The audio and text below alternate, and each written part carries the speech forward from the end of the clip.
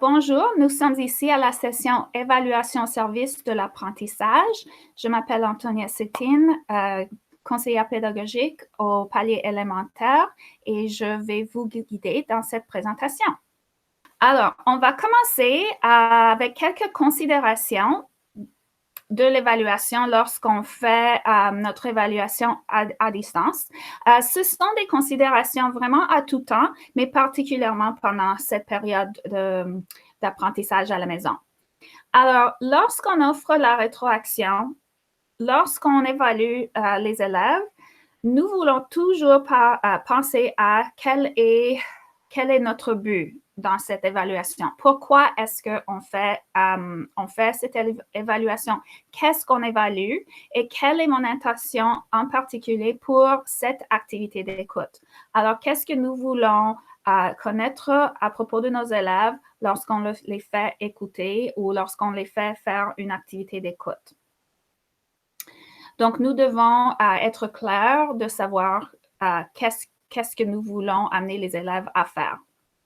Lorsque nous choisissons les activités d'écoute et lorsque nous planifions donc pour cette activité, pour cette évaluation, on veut essayer d'avoir un ensemble d'activités d'écoute et non seulement une activité en isolation. Parce que si on demande les élèves à faire quelque chose seulement une fois, ils n'auront pas eu la chance de pratiquer et de progresser dans leur apprentissage. Alors, par exemple, si je leur offre une vidéo sur ma famille et qui est ma famille, et je vais évaluer qu'est-ce qu'ils comprennent là-dedans, il va peut-être pouvoir me donner quelques petits détails.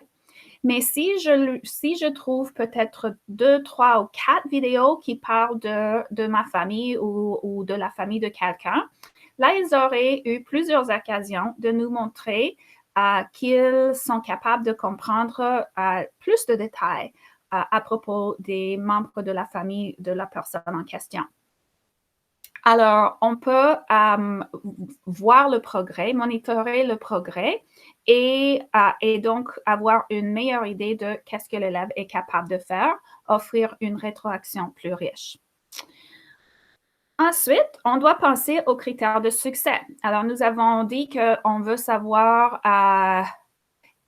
quel est le but et qu'est-ce que nous voulons amener les élèves à faire. Alors, on peut décider des énoncés je peux et je vais ici partager avec vous ce tableau de succès et comment est-ce que nous pouvons arriver à des critères de succès pour les élèves. Donc, à partir du but d'apprentissage de notre curriculum, nous pouvons tirer un objectif. Alors, qu'est-ce qu'on veut que les élèves fassent? On veut qu'ils soient capables de répondre aux questions et poser des questions à notre sujet. Par exemple, ça c'est un exemple. Alors, à partir de là, nous allons nous poser des questions.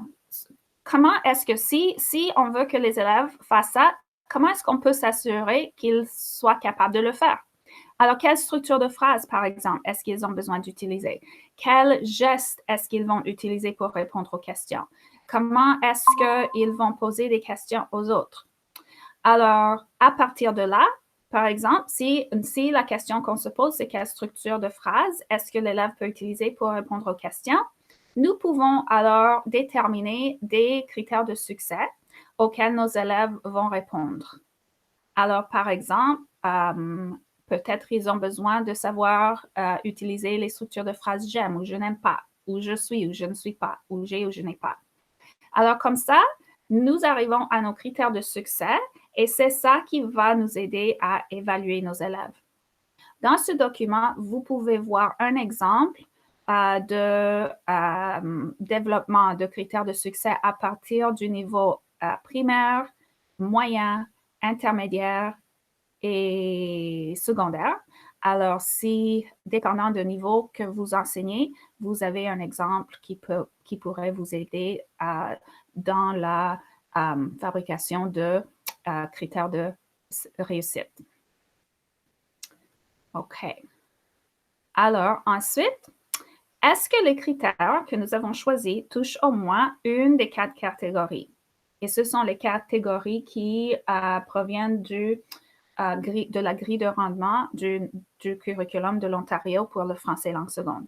Alors, est-ce que ça touche à la connaissance et la compréhension, l'habileté de la pensée, la communication, la mise en application?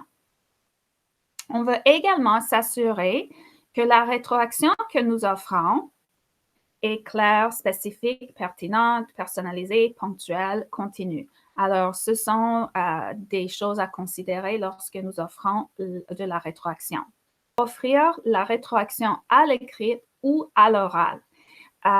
Même pendant ce temps, c'est toujours possible d'offrir la rétroaction à l'oral. Même, c'est un petit peu comme on demande à nos élèves aussi de répondre à l'oral, alors avec un enregistrement. Alors, nous pouvons aussi enregistrer notre rétroaction à l'oral qui va nous sauver beaucoup de temps, en fait, parce qu'on n'aura pas besoin d'écrire tout. On peut tout simplement s'enregistrer. Et donc, ça peut nous permettre d'offrir de la rétroaction à plusieurs personnes, plusieurs fois et en moins de temps. Ça offrirait aussi à l'élève une autre occasion pour faire de l'écoute et une bonne raison. C'est une écoute authentique parce que l'élève va vouloir savoir qu'est-ce que l'enseignant a dit à propos de son travail. Alors, il va pouvoir l'écouter et il va pouvoir même l'écouter à plusieurs reprises si jamais il veut préciser quelque chose ou se souvenir de quelque chose que l'enseignante a dit. Alors, à quoi est-ce qu'on peut s'attendre de nos élèves quand ils font des exercices d'écoute pour savoir qu'est-ce que nous pouvons évaluer et comment l'évaluer? Alors, nous avons les niveaux de CECR qui peuvent nous aider avec ça. Ce sont des exemples de qu'est-ce que l'élève peut faire pour démontrer son écoute à un certain niveau. Et il y en a beaucoup plus d'exemples possibles, mais ce sont quelques-uns pour nous démarrer. Alors, par exemple, à un niveau A1, il peut dessiner ce qu'il a entendu, choisir parmi des suggestions, faire la paire ou l'association de réponses et questions. Il peut mimer ce qu'il a appris. Pour un niveau A2, il y a un petit peu plus de possibilités parce que l'élève devient plus capable dans sa deuxième langue, de pouvoir nous raconter ce qu'il a compris et pas seulement de nous démontrer ce qu'il a compris. Mais il y a quand même plusieurs exemples et dépendant de l'élève et de sa compétence et de son aptitude pendant ce moment, on peut lui demander de faire des choses qui sont plus simples, par exemple, souligner les mots-clés, utiliser un schéma, ou on peut demander quelque chose un peu plus riche, comme répondre en phrase simple ou raconter ce qu'il a compris. Alors, ça nous permet de faire de la différenciation à ce niveau-là. Et quelques exemples au niveau B1. Qu'est-ce que l'élève peut faire pour nous démontrer qu'il a compris une écoute? Je voudrais vous montrer aussi un projet qui vient du site Transformons FSL, qui est un site du ministère de l'Éducation de l'Ontario. Et sur ce site, vous allez trouver donc ce projet Harmonisation des travaux d'élèves en français langue seconde. Et ce qui nous intéresse, en fait, c'est l'oral. Et alors, dans ce projet, c'est l'oral, en fait, que nous faisons ici, mais je voudrais vous montrer un petit peu comment on peut évaluer. Alors, lorsqu'un élève est en train de parler, on l'a enregistré. Alors, vous voyez ici, il y a de différents niveaux, A2, A1, A2, B1. Et il y a plusieurs exemplaires d'élèves qui ont parlé. Alors, si on entre dans le projet même, nous pouvons voir quelle était la tâche ici et nous pouvons aussi voir un tableau, une grille de rendement qu'on peut utiliser pour évaluer les élèves et pour offrir de la rétroaction. Alors, c'est un exemple. Voilà un sujet. Ça, c'est le premier sujet. voilà un deuxième sujet. Alors, ce sont des activités à l'oral, bien sûr, mais juste pour vous montrer comment on peut utiliser une grille d'évaluation, une grille de rendement. Il y a des exemplaires, alors, et ici, comment est-ce qu'on peut les évaluer.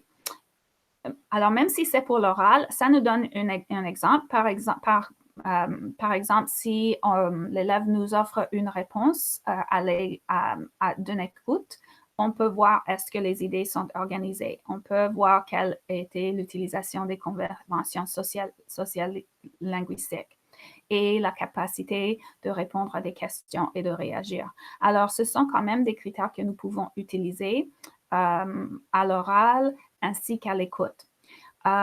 Et ce qui est intéressant ici, alors ça, c'est une des productions qu'on a évaluées selon cette grille de rendement. Et en bas ici, des commentaires, ça offre des exemples de commentaires qu'on peut faire sur la production et des prochaines étapes. Et nous pouvons faire ceci pour l'écoute aussi bien que pour l'oral. Alors, ça, c'est le projet que je voulais vous montrer. Ensuite, en bas ici, il y a un lien au document Écouter pour apprendre, des pratiques de l'écoute, des buts pour l'écoute et 3 exemples d'activités d'écoute avec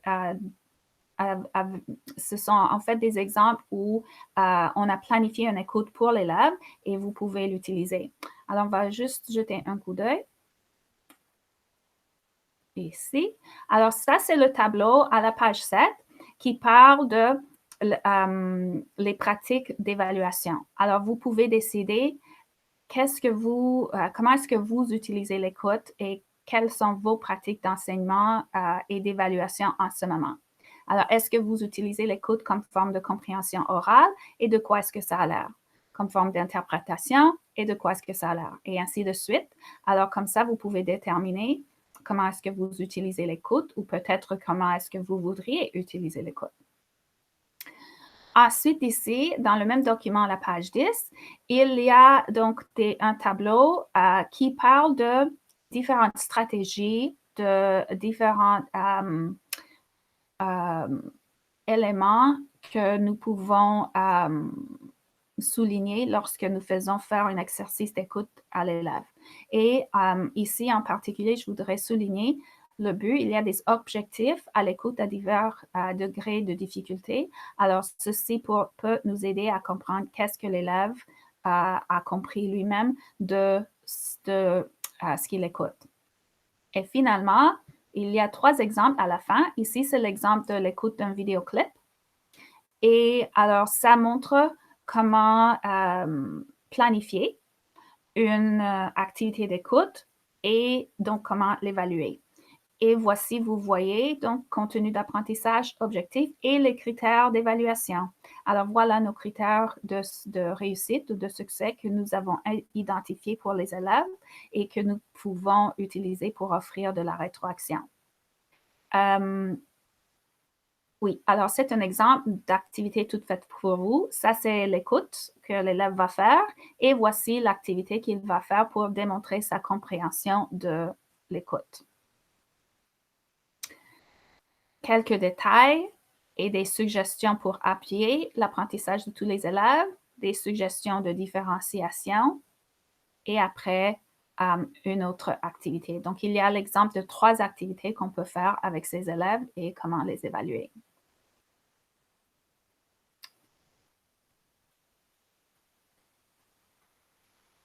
Et voilà. Alors, on continue. Alors, comment est-ce qu'on va procéder maintenant d'évaluer l'écoute? Il y a un tableau ici de stratégies. Ce sont des stratégies, en fait, pour les 4 compétences. Donc, il y a l'écoute, l'oral, la lecture et l'écriture. Mais nous pouvons, pour cette présentation, se concentrer sur les stratégies d'écoute. Donc, ce sont les stratégies que les élèves peuvent utiliser pour démontrer qu'est-ce qu'ils ont compris. Alors, encore une fois, d'autres exemples de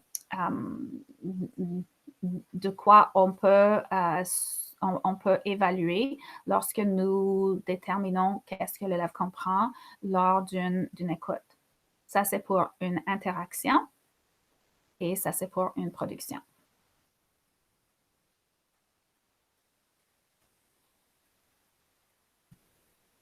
OK.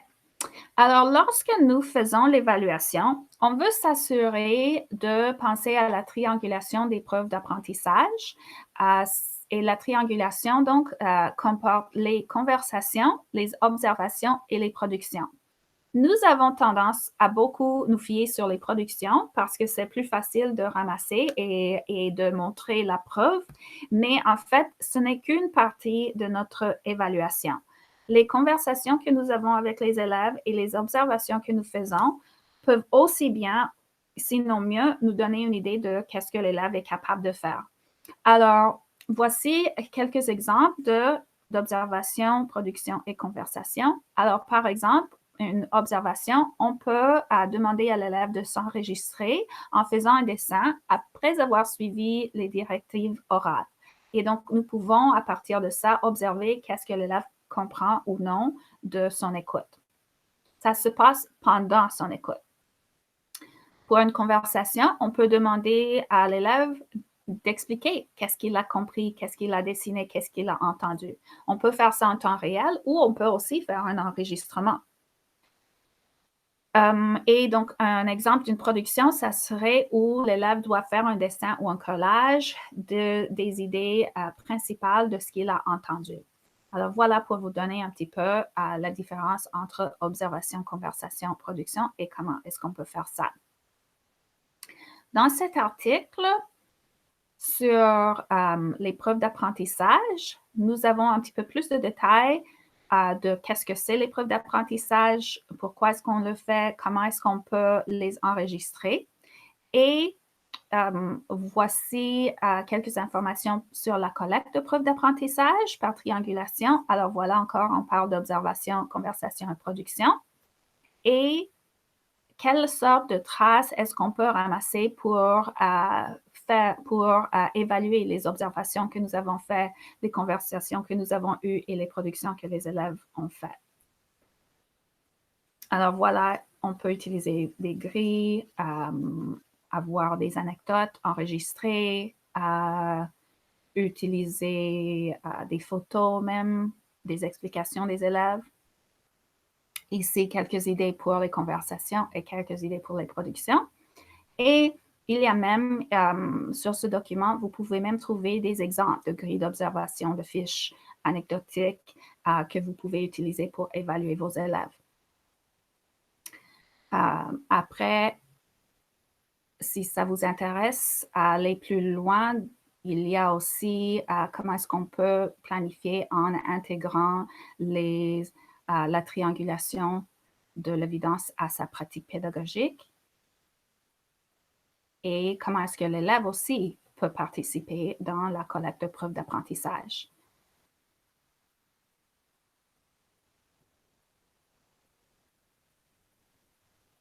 Bon.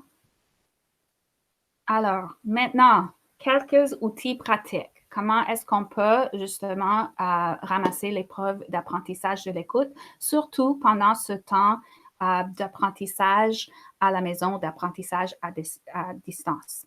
Alors, on peut bien sûr utiliser un Google Form où nous pouvons poser des questions aux élèves et donc ramasser les preuves de qu'est-ce qu'il ou elle a compris selon les réponses. Il y a sur Google Form la possibilité de créer des quiz. Alors, voilà un exemple de Google Form où vous pouvez voir quelques exemples de sortes de questions qu'on peut poser aux élèves. Alors, on peut poser les questions qui sont courtes ou réponses très simples ou des questions où ça demande une réponse un peu plus longue et on peut voir par la longueur de la ligne même, ça c'est une réponse courte, ça c'est une réponse plus longue. On peut aussi offrir des questions de choix multiples. Donc, il y a ce genre de choix multiples. Il y a aussi une liste qu'on peut faire de choix multiples où on peut offrir le choix multiple en images, ce qui serait bien pour les élèves qui sont plus débutants. Ça, c'est quelques exemples de ce qu'on peut faire avec Google Form pour ramasser les preuves d'apprentissage des élèves. Ici, vous avez des références de comment utiliser Google Forms et une activité qui est déjà faite que vous pouvez voir si ça peut vous aider. Une autre possibilité, c'est utiliser Google Slides comme portfolio d'élèves pour documenter son apprentissage. Alors, dans un Google Slide, on peut par exemple donner à chaque élève une diapositive où l'élève va prendre une photo, par exemple, enregistrer sa voix, expliquer qu'est-ce qu'il fait. Et comme ça, avec le temps, on peut voir quel est le progrès que l'élève fait.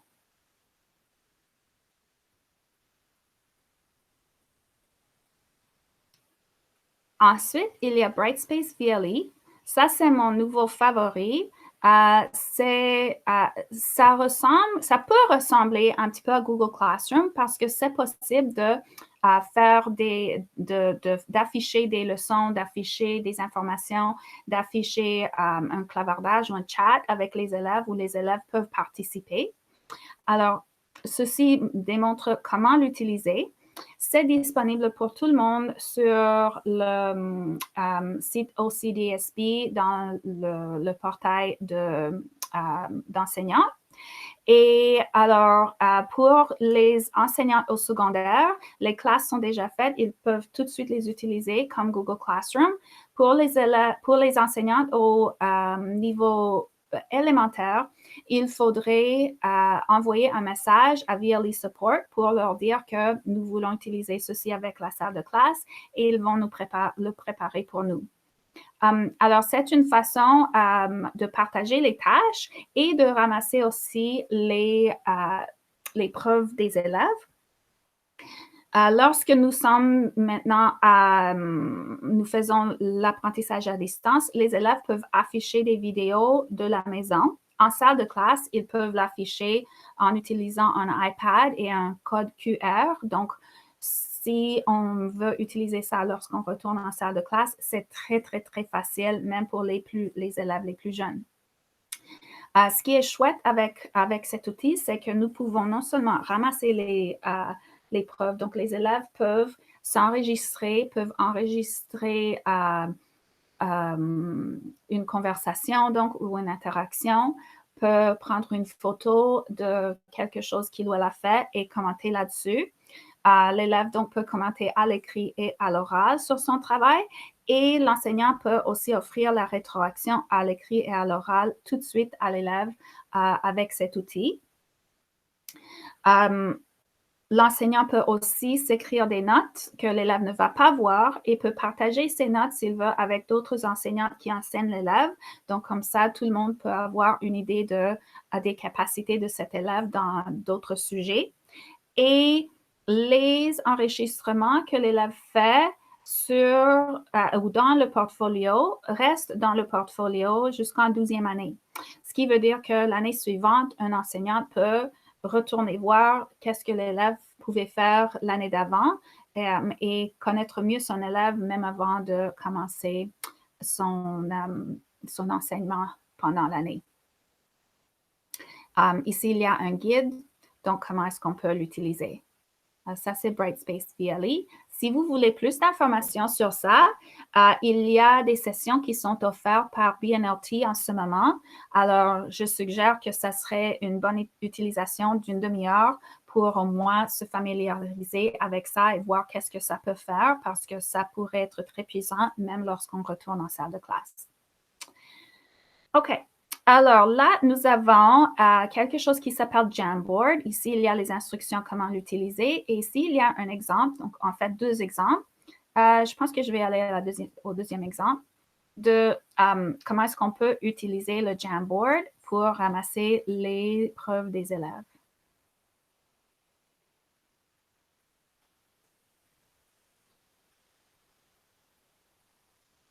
Juste en attendant, je ferme mes fenêtres.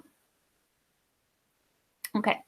Alors, voilà un exemple de comment ramasser les élèves. Si on travaille dans les groupes ou soit pour la lecture guidée ou soit pour avoir une conversation ou une interaction avec les idées, Ici, ça serait donc pour déterminer qu'est-ce que les élèves ont compris.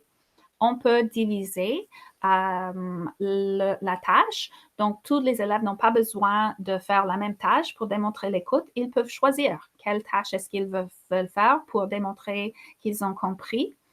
Alors, donc chaque élève peut avoir un autocollant ici ou un papillon où il peut s'enregistrer. Donc, il peut enregistrer sa voix ou il peut répondre ici qu'est-ce qu'il ou elle a compris. Et donc, plusieurs élèves peuvent faire ça ou répondre à de différentes questions. Et par la suite, donc, ça offre une autre occasion d'écoute parce que les élèves peuvent écouter les réponses des autres élèves pour s'assurer qu'ils ont compris ou voir qu'est-ce que les autres ont compris. Et les enseignants aussi également, parce que c'est nous qui faisons, en fin de compte, à l'évaluation, nous pouvons voir donc qu'est-ce que chacun a compris.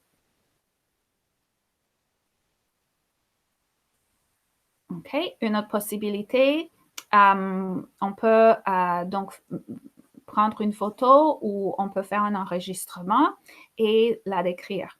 Alors, par exemple, ici, c'est qu'est-ce que l'élève fait ou qu'est-ce que l'élève a compris. Et voici la note de l'enseignante et ses rétroactions. On peut, oui, aussi, c'est une autre possibilité, c'est d'afficher une écoute et qu'est-ce que tu as appris alors en écoutant cette vidéo et mettre un autocollant pour chaque élève dans ce groupe, par exemple, et l'élève donc peut ajouter ses réflexions et lorsqu'il fait ça, nous allons voir que, en fait, cet élève a répondu et nous pouvons vite voir d'un coup d'œil qui a répondu ou non et qu'est-ce que cet élève a appris à propos de cette vidéo. Une autre possibilité, nous pouvons démontrer notre compréhension d'une vidéo avec des idées que nous avons eues. On peut faire une sorte de tableau ou d'organisation avec nos idées. On peut juste faire voir une liste d'idées ici.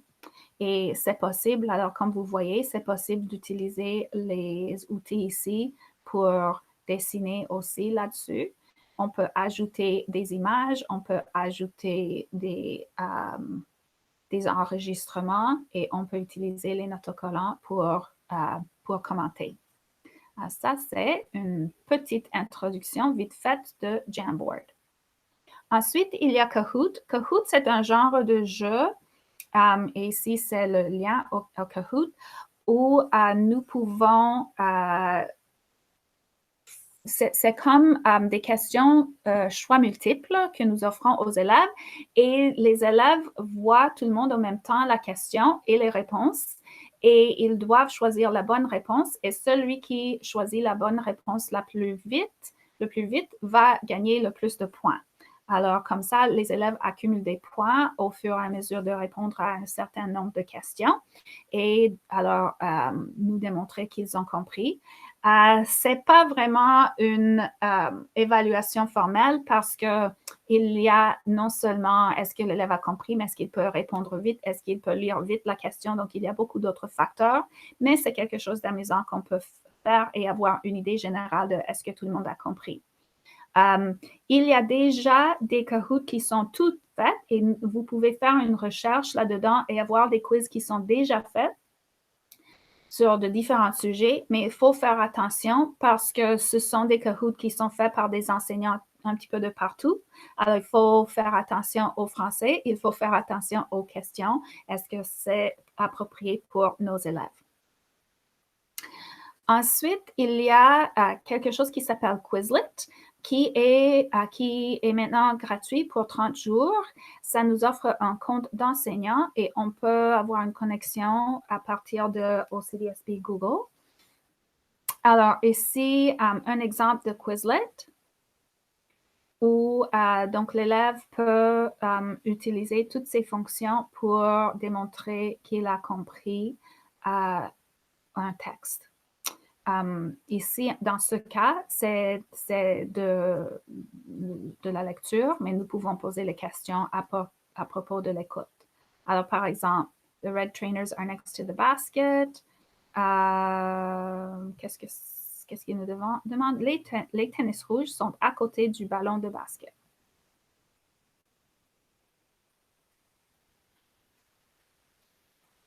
Alors, ça c'est l'introduction, donc c'est en anglais et en français. Et après, il y a la possibilité d'avoir un test. Voilà. Alors, c'est un exemple de comment est-ce qu'on peut poser les questions. Alors, on peut faire ça, questions multiples, selon qu'est-ce que l'élève a vu.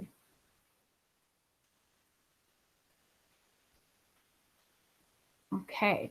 Ensuite, il y a aussi un outil qui s'appelle Edpuzzle qui nous permet d'enregistrer des questions sur une vidéo que nous regardons au même temps d'écouter les questions.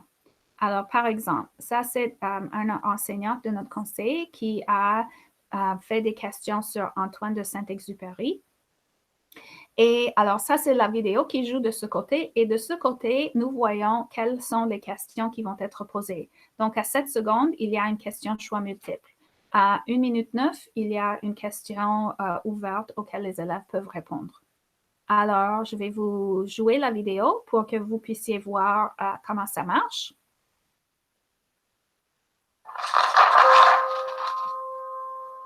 Le petit Antoine naît le 29 juin 1900 à Lyon. Alors, l'enseignante a choisi de poser une question à ce moment donné sur qu'est-ce que l'élève a entendu. La vidéo s'arrête tout de suite et la question s'affiche de ce côté. Donc, la question, c'est Antoine est né. Donc, si je clique la bonne réponse, ça va me dire « Oh oui, c'est très bien ». Si je clique la mauvaise réponse, ça va m'offrir de la rétroaction.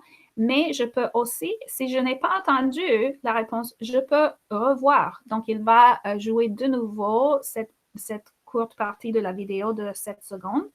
Ou si je ne veux pas répondre à cette question, je peux sauter à la prochaine question. Alors, mettons par exemple, je choisis cette réponse et je vais soumettre ma réponse. Et voilà, ça va me dire, ah non, ce n'est pas ça, il est né en 1900. Et puis, je peux continuer à la prochaine question. Son père meurt quand il n'a que 4 ans. La vidéo va continuer à jouer et la prochaine question va apparaître à 12 secondes.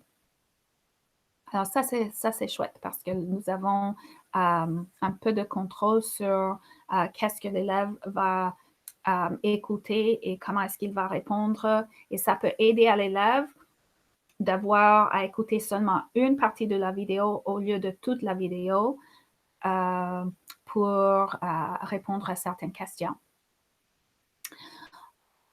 OK. Alors, voici un exemple de rétroaction pour comprendre l'idée principale.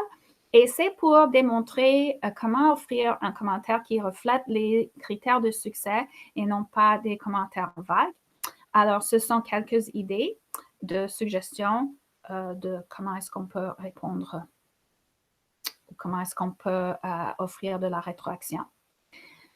Comme nous avons déjà dit, c'est important d'offrir plusieurs occasions aux élèves de faire la tâche et donc de s'auto-évaluer et faire des échanges avec leur père pour qu'ils puissent comprendre qu'est-ce qu'ils font bien et comment est-ce qu'ils peuvent progresser. Alors, ici, c'est un exemple d'un tableau où nous pouvons offrir une rétroaction à l'élève sur les différents critères de succès. Alors, par exemple, je peux comprendre précisément l'idée principale de la production. Et nous pouvons donc choisir plusieurs différentes façons d'utiliser ce tableau. On peut, par exemple, comme enseignante, offrir plusieurs écoutes à l'élève, donc plusieurs différentes vidéos de même durée, de la même complexité, et voir est-ce que l'élève comprend précisément l'idée principale de la production. Et nous pouvons donc enregistrer notre aperçu de ce que l'élève est capable de faire plusieurs fois dans le même tableau pour voir son progrès. Alors, par exemple, si ça, c'est le tableau de Joanne, et la première fois qu'elle a dû écouter une vidéo et déterminer l'idée principale, c'était un rarement. Alors ici, je peux écrire la date. Une autre fois, peut-être elle va se montrer un petit peu meilleure. Donc, je vais écrire la date de la deuxième écoute ici. De la troisième, je ne pensais pas faire ça. De la troisième ici, par exemple, et on va voir donc sa progression. On peut faire la même chose avec les élèves. Les élèves peuvent s'auto-évaluer à plusieurs reprises et donc voir leur propre progrès. On peut aussi demander à l'élève de faire plusieurs échanges avec leur père et donc avec chaque échange, il peut enregistrer ici et ils peuvent donc utiliser une différente couleur. Si par exemple l'enseignant va utiliser le bleu, l'élève peut utiliser le noir, son ami peut utiliser je ne sais pas, le rouge par exemple comme crayon et comme ça nous allons avoir plusieurs rétroactions sur la réussite de ce critère d'un élève. Donc quelques suggestions pour vous ici. On veut aussi que notre évaluation encourage l'engagement des élèves. Alors, on veut se souvenir lorsqu'on fait des rétroactions que c'est important de célébrer même les petits succès, qu'on veut offrir plusieurs occasions de pratiquer avec la même vidéo ou avec le même objectif d'apprentissage pour que l'élève ait l'occasion de nous démontrer qu'est-ce qu'il est capable de faire et lui donner la chance de progresser dans son apprentissage. On veut offrir la rétroaction détaillée et descriptive. Et on peut le faire un groupe à la fois. On n'a pas besoin d'offrir la rétroaction à tout le monde en même temps, à tout le monde dans la même semaine. On peut cibler quelques élèves et donc comme ça, nous donner la chance d'écouter tout le monde et leur donner la chance de progresser aussi. Et on veut cibler la rétroaction.